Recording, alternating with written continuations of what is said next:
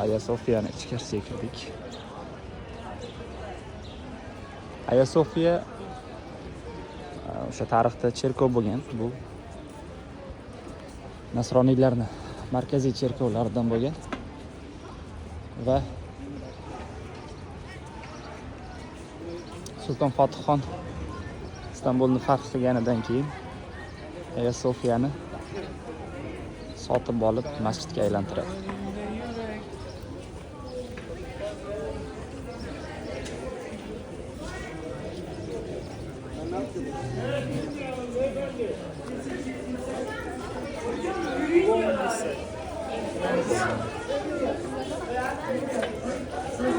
It's 7 after and 6. Two sides. Dön. Gol böyle.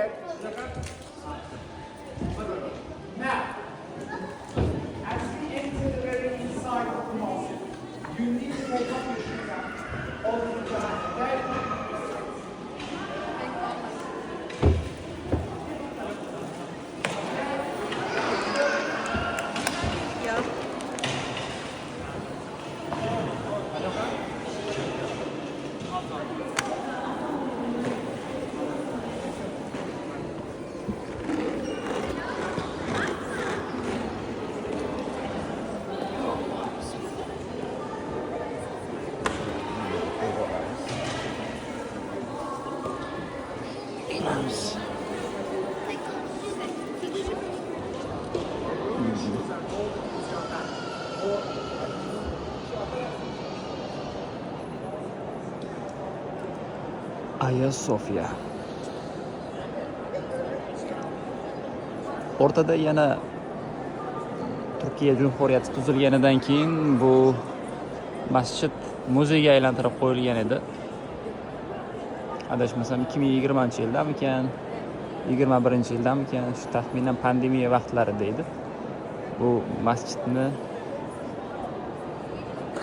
yana qayta masjid qilib ochishdi. Ibodatxona uchun hozir namoz o'qiladi.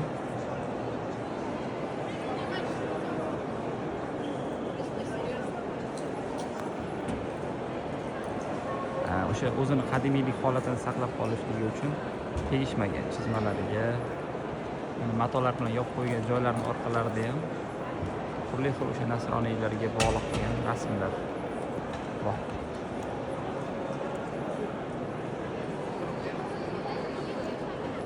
Hasanxon, nimaga turklarda qandillar pastda? Bizda tepada ilinadi, go'zal bo'ladi, chiroyli bo'ladi. Burada pasta qilingan. Men unaqa tarix savol bermang, menga Hagia Sofiya haqida ma'lumot so'rang. Hagia Sofiya haqida gapiringchi. Bu Hagia Sofiya jome sharif. Hagia Sofiya kabir, bu kattasi, kichkinasi ham bor. Kichkinasi ham bor, buni. Bu kattasi bu. Siyosiy bir shaklda shu holatda qoldirilgan.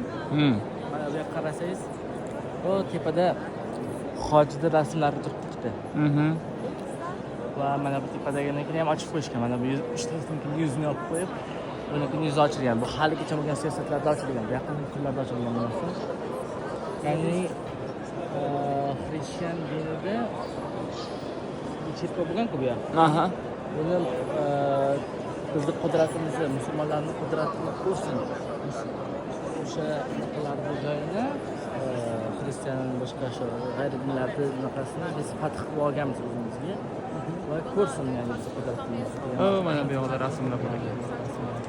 Mana bu joylarda ham rasmlar bor ekan.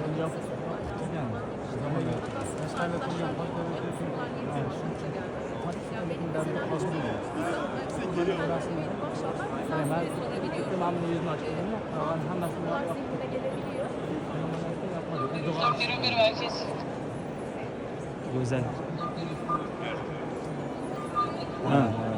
Yani shuni ko'rinishlar haligacha turibdi. Ya'ni ochiq ko'rsatilgan.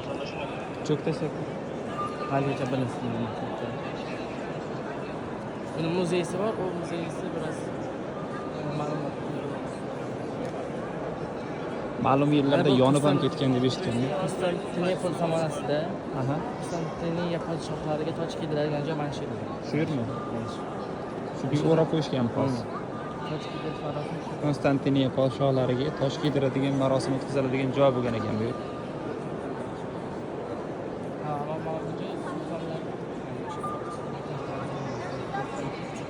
Sultonlar Bashirlik namozi o'qituvchi. Qaysi tomonga? Mashinaga Bu tomongami? Ha, shu tepada.